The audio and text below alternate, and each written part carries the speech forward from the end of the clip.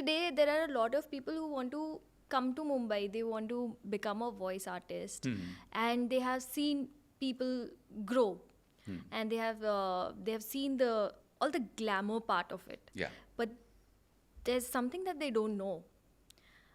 कि कितना स्ट्रगल है, कितना टाइम लगता है, कितनी मेहनत लगती है, कितना पेशेंस चाहिए. So what do you want to say about that? What has been the most struggling part for you in Mumbai?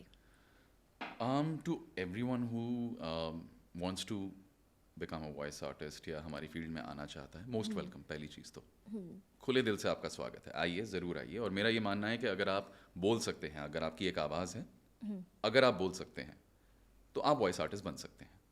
आप अपना एक नीश क्रिएट कर सकते हैं. कुछ लोग होते हैं नहीं, बेस होना चाहिए, ज़रूरी नहीं है. Okay. इतने मैं ऐसे प्रोजेक्ट्स करता हूँ जहाँ पर मुझे मेरे बेस के लिए गालियाँ मिलती हैं. मत दे बेस, नहीं चाहिए बेस. सो ज़रूरी नहीं है कि अगर आपका बेसी वॉइस है तभी आप वॉइस ओवर आर्टिस्ट बन सकते हो या फिर वॉइस एक्टर बन सकते हो.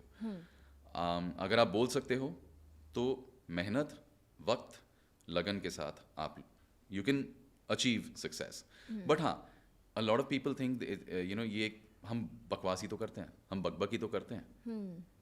तो बकबक करने के पैसे अगर मिल रहे हैं तो ये तो बहुत अच्छी बात है. हाँ. तो मैं उनको कहूँगा प्लीज़ आके बकबक करो. आइए बकबक कीजिए, हम भी देखते हैं Yeah. कितना आसान है. नहीं, आप हमसे ज़्यादा आप खुद देखेंगे कि कितना आसान है और कितना नहीं है. और रही बात मेरे लिए स्ट्रगलिंग डेज की, अगर मैं बात करूं, ऑब्वियसली एक हम फ्रीलांसर्स हैं तो हम जितना काम करेंगे हम उतना कमाएंगे. ठीक है. तो एक वक्त था ऐसा जहाँ पर मतलब कुछ महीनों के लिए मेरे पास बहुत कम काम था. एंड खर्चे रुकने का नाम लेते नहीं हैं. खर्चे तो बढ़ते रहेंगे ज़िंदगी भर, वो कभी नहीं रुकने वाले. पर काम आपका रुक सकता है, काम आपका किसी भी रीज़न से रुक सकता है. तो वो थोड़ा सा एक डिप्रेसिंग फेज़ था मेरे लिए.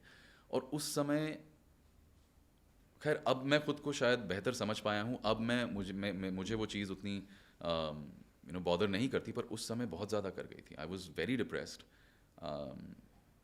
और मेरे लिए मतलब मैं वैसे भी ज़्यादा मतलब कॉल करके सर काम दे दो, मुझसे नहीं हो पाता है.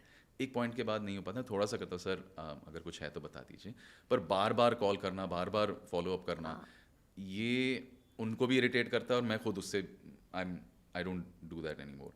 लकीली धीरे धीरे चीज़ें बेहतर होने लगी. तो वो एक लो फेज़ था, 3 महीने का वो एक फेज़ था. Okay. जो काफ़ी मेरे लिए मुश्किल रहा था. But how do you motivate yourself जब ऐसा कुछ होता है? How do you keep yourself motivated and positive? बहुत ही वियर्ड आंसर दूंगा. I kind of distract my self.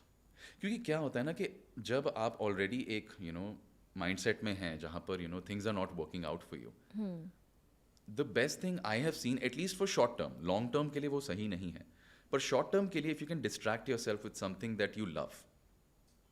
सो मैं खुद को डिस्ट्रैक्ट करने के लिए मैं अपने PS5 पे शुरू हो जाता हूँ. इस मामले में थोड़ा बच्चा हूँ मैं. But I think long term मुझे लगता है कि धीरे धीरे धीरे you just need to have that will power.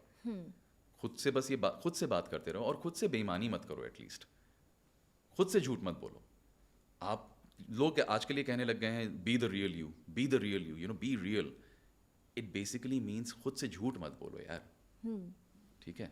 B real to yourself and be real to what you're feeling and then act accordingly. And धीरे धीरे धीरे वो विल पावर जनरेट होती है, बिल्डअप होती है, जिसके बाद इट बिकम्स सेकेंड नेचर. जैसे आज अगर मेरे पास कभी कोई काम की कमी होती है 1-1.5 हफ्ते के लिए भी, सो आई look for avenues. That's how I motivate myself to just keep going. Okay. कि मैं कुछ और कर लूँगा यार. चल अभी काम जब तक था मैं दोस्तों से मिल नहीं पाया, अभी वक्त है, चल यार मिल के आते हैं. मैं तो उस तरह से मैं अपने आप को बिजी रख लेता हूँ. वीडियो गेम्स खेल लेता हूँ. लॉन्ग लॉस्ट फ्रेंड्स जो कि दिल्ली के या कहीं और जो आज सेटल्ड हैं, कुछ मेरे विदेश में भी हैं, तो उनसे कभी कॉल पे बात कर लिया यार, क्या चल रहा है यार, हाल चाल पूछने के लिए. So I keep myself busy with something not work related. Nice. तो उससे आपका माइंड जहाँ पर काम ना होने की वजह से भागता रहता है, वो थोड़ा शांत हो जाता है, डिस्ट्रैक्ट हो जाता है. सो मेरे लिए डिस्ट्रैक्शंस हैव वर्कड. अभी तक तो Okay, Yeah. nice. अच्छा, there's one more myth. I don't know if it's a myth or not. You tell me. कि smoking से voice में bass आता है. Is that right? Partly Okay. Partly it is right, but वो गलत तरीके से आता है, हाँ.